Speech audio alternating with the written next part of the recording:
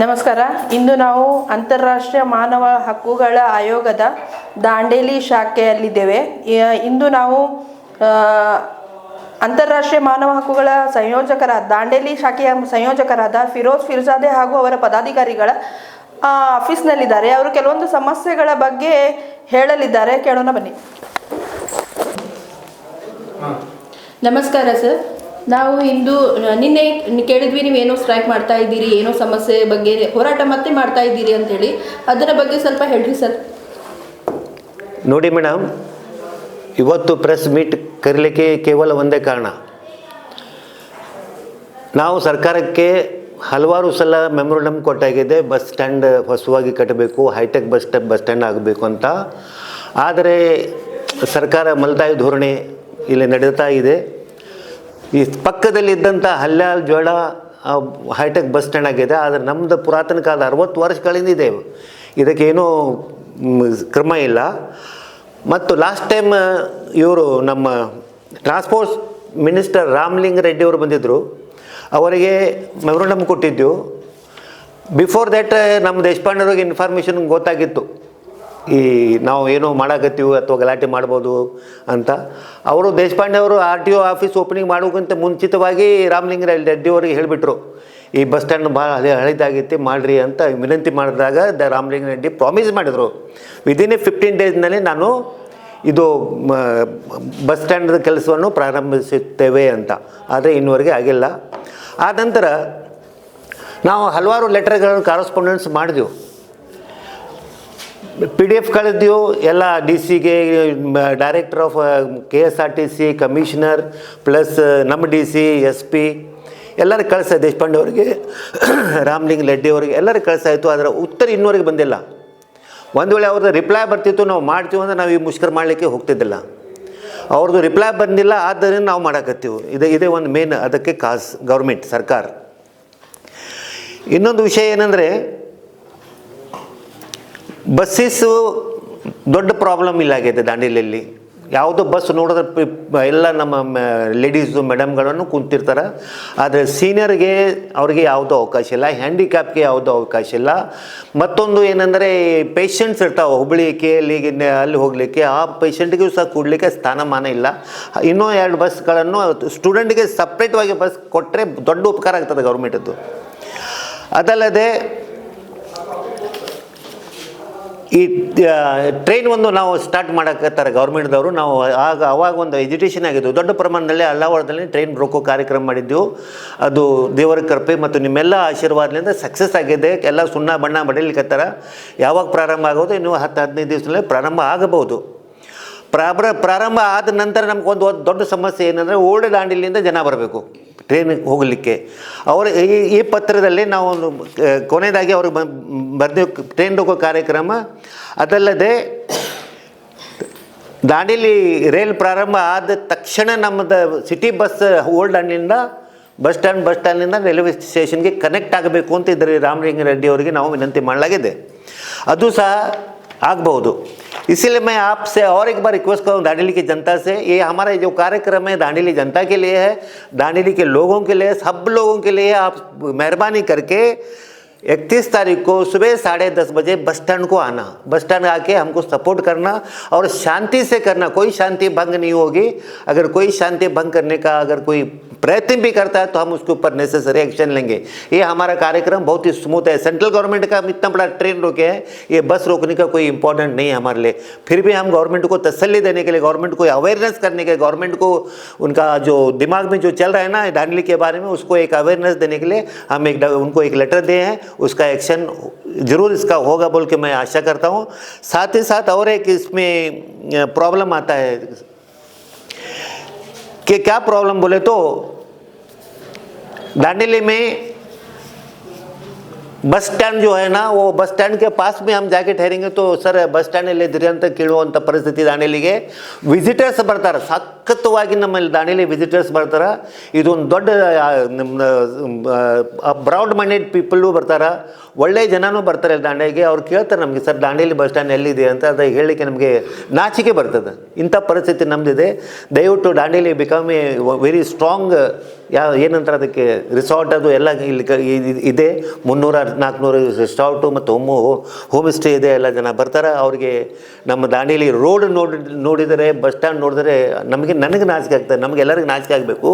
ಇನ್ನೊಮ್ಮೆ ದಾಂಡೇಲಿ ಜನತೆಗೆ, ಸಂಘಟನೆಗಳಿಗೆ, ಮಹಿಳಾ ಮಂಡಳಿಗಳಿಗೆ ಎಲ್ಲ ಯಾರ್ಯಾರು ಇದ್ದಾರ ಅವರಿಗೆ ಓಪನ್ವಾಗಿ ನಾನು ಕರೀಲಿಕ್ಕೆ ಹತ್ತಿದ್ದೇನೆ. ತಾವು ಎಲ್ಲರೂ ಬಂದು ನಮ್ಗೆ ಸಹಕಾರ ಮಾಡಬೇಕು. ಇದು ಎಲ್ಲ ದಾಂಡೇಲಿ ಒಂದು ಒಳ್ಳೆ ರೀತಿಯಿಂದ ಬಸ್ ಸ್ಟ್ಯಾಂಡ್ ಆಗಬೇಕು ಅಂತ ಒಂದು ಭಾವನೆ. ಇದಾದ ನಂತರ ತಕ್ಷಣವೇ ನಮ್ಮದು ಇನ್ನೊಂದು ಕಾರ್ಯಕ್ರಮದ ದಾಂಡೇಲಿಗೆ ನಮ್ಮ ಮಾನ್ಯ ಆರ್ ವಿ ದೇಶಪಾಂಡೆ ಅವರು ನಮಗೆ ಹೇಳಿದರು, ಹಲವಾರು ಸಲ ಹೇಳಿದ್ದಾರೆ ಅವರು. ಇದು ನಮ್ಮ ಗೌರ್ಮೆಂಟ್ ಆಸ್ಪತ್ರೆ ಏನದು ಜನರಲ್ ಆಸ್ಪತ್ರೆ ಅಂತ ಇದೆ, ಅದಕ್ಕೆ ಗೌರ್ಮೆಂಟ್ ಆಸ್ಪತ್ರೆ ಅಂತ ಮಾಡಿದರೆ ಆವಾಗ ನಮಗೆ ಎಲ್ಲ ಡಾಕ್ಟರ್ಸ್ ಬರ್ತಾರೆ ಇಲ್ಲಿ. ಯಾವುದು ಕ್ಯಾನ್ಸರ್ ಹಾಸ್ಪಿಟಲ್, ಕ್ಯಾನ್ಸರ್ ಪೇಷಂಟ್ ಇರಲಿ, ಟಿ ಬಿ ಪೇಷಂಟ್ ಇರಲಿ, ಅಥವಾ ಯಾವುದು ರೋಗ ಹಾರ್ಟ್ ಅಟ್ಯಾಕ್ ಆಗಿ ದಾಂಡೇಲಿಂದ ಈಗಿದ್ದಂಥ ಆಸ್ಪತ್ರೆ ಜನರಲ್ ಆಸ್ಪತ್ರೆ ಅಂತ ಕರೆಯಲಾಗುತ್ತೆ. ಅದಕ್ಕೆ ಸರ್ಕಾರಿ ಹಾಸ್ಪಿಟಲ್ ಮಾಡಬೇಕು, ಅದಕ್ಕೆ ಅಪ್ಗ್ರೇಡ್ ಮಾಡಬೇಕು. ಹೈಟೆಕ್ ಹಾಸ್ಪಿಟಲ್ ಮಾಡಿದರೆ ನಮ್ಮ ಎಲ್ಲ ಜನರಿಗೆ ಹಾರ್ಟ್ ಅಟ್ಯಾಕ್ ಆಗಿದ್ದ ಪೇಷಂಟಿಗೆ ಇಲ್ಲಿ ಯಾವುದೂ ಡಾಕ್ಟರ್ಸ್ ಇಲ್ಲ, ಬೇರೆ ಯಾವ ಸ್ಪೆಷಲಿಸ್ಟ್ ನಮ್ಮ ದಾಂಡೇಲಿ ಗೌರ್ಮೆಂಟ್ ಹಾಸ್ಪಿಟಲ್ ಇಲ್ಲ. ಇದ್ದಂಥ ಡಾಕ್ಟರ್ಸು ಅವರು ಪ್ರೈವೇಟ್ ಹಾಸ್ಪಿಟಲ್ಲೇ ಮಾಡಿ ಅವರು ಸಖತ್ತವಾಗಿ ಹಣ ಗಳಿಸಲಿಕ್ಕೆ ಹತ್ತಿದ್ದಾರೆ. ಆದ್ದರಿಂದ ಅಲ್ಲಿ ಗೌರ್ಮೆಂಟ್ ಹಾಸ್ಪಿಟಲ್ ನೀವು ಯಾವಾಗ ಮಾಡ್ತೀರಿ ಗೊತ್ತಿಲ್ಲ ನಮಗೆ, ಆದರೆ ಸ್ಪೆಷಲಿಸ್ಟ್ ಅಲ್ಲಿ ಬರಬೇಕು ಅಂತ ನಿಮ್ಮಲ್ಲಿ ವಿನಂತಿ ಮಾಡ್ತೀವಿ. ಇಲ್ಲದಂದರೆ ನೆಕ್ಸ್ಟ್ ಕಾರ್ಯಕ್ರಮ ನಮ್ಮದು ಜನರಲ್ ಹಾಸ್ಪಿಟಲ್ಗೆ ಹೋಗಿ ಅಲ್ಲಿ ಇದು ಆಯಾರಾಮ್ ಇಲ್ಲ, ಅಲ್ಲಿ ಅಮರಣ ಉಪವಾಸ ಸತ್ಯಾಗ್ರಹ ನಾವು ಕೊಡ್ತೀವಿ. ಯಾಕಂದರೆ ಪೇಷಂಟಿಗೆ ನಾವು ಟ್ರಬಲ್ ಯಾವುದು ಕೊಡಲಿಕ್ಕೆ ಹೋಗೋದಿಲ್ಲ. ಅಲ್ಲಿ ಹೋಗಿ ನಾವು ಅಮರಣ ಉಪವಾಸ ಸತ್ಯಾಗ್ರಹ ಟಿಲ್ ಅದು ಆಸ್ಪತ್ರೆ ಅಪ್ಗ್ರೇಡ್ ಆಗೋವರೆಗೆ ನಾವು ಅಲ್ಲಿ ಭೂಕಟ್ಟಲ್ ಮಾಡ್ತೀವಿ. ನಮ್ಮೆಲ್ಲ ಜನ ಅದಕ್ಕೆ ಪ್ರಿಪೇರ್ಡ್ ಆಗಿದ್ದಾರೆ, ರೆಡಿ ಆಗಿದ್ದಾರೆ. ಅದಕ್ಕೋಸ್ಕರ ತಮ್ಮಲ್ಲಿ ಇನ್ನೊಮ್ಮೆ ವಿನಂತಿ ಮಾಡುತ್ತಾ ತಾವೆಲ್ಲರೂ ನಮಗೆ ಸಹಕಾರ ನೀಡಬೇಕೆಂದು ವಿನಂತಿ ಮಾಡಿ, ಬಸ್ रोको कार्यक्रम हमारा है, इसमें कोई शक नहीं, वो रोकेंगे बस. दोनों तरफ से हम घेराव करेंगे, कोई बस बाहर जाएगा नहीं जब तक सरकार का रिप्लाई हमको नहीं आएगा. अथवा यहाँ का जो मैनेजर है, डिपो मैनेजर, उनको भी पावर्स है, उनको भी फ़ोन आता है कि उसको हम काम चालू करते हैं, तुम हमारा स्ट्राइक बंद करो, बस जाने दो बोलेंगे तो हम हमारा बस रोको कार्यक्रम स्टॉप करेंगे. ಇಲ್ಲ ಸರ್, ಅದು ಎಷ್ಟು ಗಂಟೆಯಿಂದ ಎಷ್ಟು ಗಂಟೆ ತನಕ? 10:30 ಗಂಟೆಯಿಂದ ಪ್ರಾರಂಭ ಅದು ಬಸ್. ಕೆಲವು ಜನ ಈಗ ಆಫೀಸ್ಗೆ ಹೋಗ್ತಾ ಇರ್ತಾರೆ, ಕೆಲವು ಜನ 10:30ಗೆ ನಾವು ಈ ಕಾರ್ಯಕ್ರಮ ಯಾಕೆ ಇಟ್ಟು ಅಂದ್ರೆ ಮಾರ್ನಿಂಗ್ 10:30 ತನಕ ಎಲ್ಲ ಮಕ್ಕಳು ಎಲ್ಲ ನಿಮ್ಮ ಗೌರ್ಮೆಂಟ್ ಸ್ಟಾಫ್ ಎಲ್ಲ ಹೋಗ್ಬಿಡ್ತದೆ. 10:30ಗೆ ಯಾರು ಇರಲ್ಲ. 10:30 ನಾವು ಸ್ಟ್ರೈಕ್ ಪ್ರಾರಂಭ ಮಾಡ್ತೇವೆ, ಮುಕ್ತಾಯಗೊಳ್ಳೋದು ಹಿರಿಯ ಅಧಿಕಾರಿಗಳು. ಹೌದು, ಇದು ಸರ್ಕಾರಕ್ಕೋಸ್ಕರ ಮಾಡ್ತಾರೆ, ಜನರಿಗೋಸ್ಕರ ಮಾಡ್ತಾರೆ, ನಮಗೋಸ್ಕರ ಅಲ್ಲ. ಹಿರಿಯ ಅಧಿಕಾರಿಗಳು ಬಂದು ಎಲ್ಲಿವರೆಗೂ ನಮ್ದು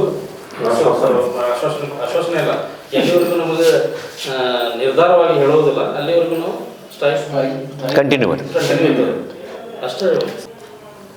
अभी पुराना जो बस स्टैंड है, अभी दांडेली में फिलहाल जो बस स्टैंड है ना, वो बस स्टैंड कब गिरता है मालूम नहीं. उसके जो छिलके ऐसा है ना, ऐसा निकल रहे हैं उसके और गिर रहे हैं. और हमारी गवर्नमेंट, हमारी सरकार, हमारे लोग, हमारे KSRTC के कितने थर्ड क्लास है करके मैं आपको बोलना चाहता हूँ. इतना हम बस स्टैंड करो बोले तो उसके ऊपर शीट डाला है, 15 लाख रुपए खर्चा करके. वो पानी अंदर नहीं गिरना, लोगों को जो बैठते हैं ना उनको नहीं गिरना बोल के एक ऊपर शीट डाले, और नया तरीका इनका. और दूसरी अहम बात यह है कि 5 साल पहले जब इलेक्शन था तो रामलिंग रेड्डी और कई लोग यहाँ पर आए थे. यहाँ बस स्टैंड के अंदर बहुत बड़ा पंडाल डाल के वहाँ पर इनागोरेशन किया है कि 2.5 लाख करोड़ रुपए का सैंक्शन हुआ कि बस स्टैंड को अच्छा बनाओ बोल के. जब 2.5 लाख का क्या काम किया है लोगों ने? कुछ भी नहीं किया. आज बस जाना बहुत डिफिकल्ट है, बस वाला वन वे में से जा रहा है, वहाँ इतना हाइट है कि वो बस चढ़ नहीं सकती. नंबर 2, एक वहाँ संडास था उधर कॉर्नर में, वो संडास को यहाँ शिफ्ट किया इधर साइड में, और वहाँ किसी को बिठाया. पेशाब कर को आए तो भी 10 रुपये मांगता, वो बाथरूम में गए तो भी 10 रुपये मांगता है. इस तरह का यहाँ पर डिसिप्लिन बिल्कुल नहीं है. और वो 2.5 करोड़ रुपए कहाँ गए हमको नहीं मालूम. उसके बावजूद भी हम प्रोटेस्ट करते बार बार भी, तो उन्होंने अपना काम छोड़ता नहीं, वो सीट डालने का छोड़ता नहीं. वो कैंटीन तो आज तक चालू नहीं. वो लोग आते हैं यहाँ पर, कई लोग आते हैं बस में बैठने के लिए. कैंटीन कभी भी बंद रहता है. वो कैंटीन एक रिजनेबल रेट को अच्छा आदमी को दे तो चलता है.